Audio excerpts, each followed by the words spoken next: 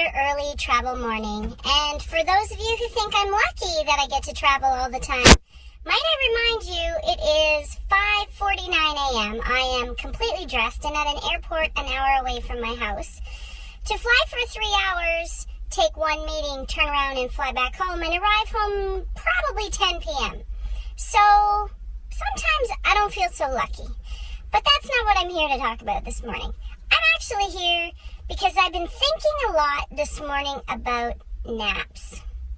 And specifically, the phases of life where naps become either more or less important, and that changes based on your age for the most part.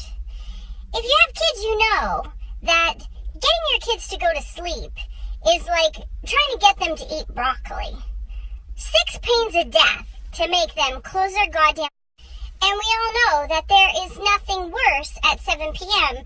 than a 2-year-old who hasn't slept all day. But that kid doesn't want that nap.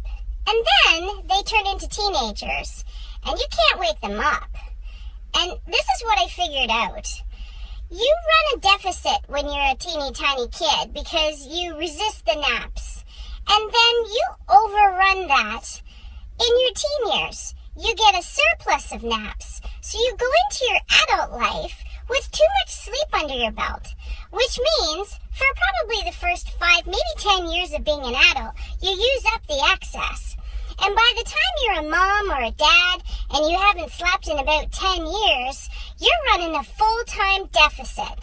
And as near as I can figure, I'm going to run that deficit until I die.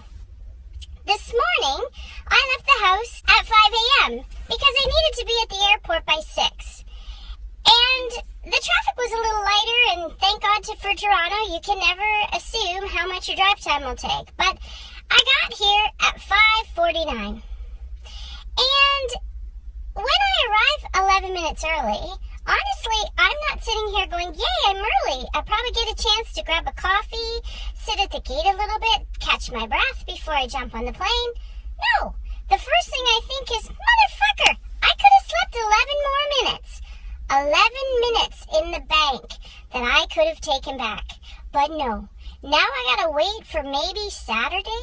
Nope, shit, never mind. Can't sleep in Saturday. Traveling for work again. So lucky. So I'm going to put that 11 minutes in the bank. It's near middle October. So at the very least, I would hope that I can get that 11 minutes back by Christmas. But hang on to that thought, because let's not forget, Christmas, another of the most wonderful times of the year, is another one of those days where the only person running around like a maniac is Mom. But that's a rant for another day, because now it's 6 o'clock and I have to run to the gate.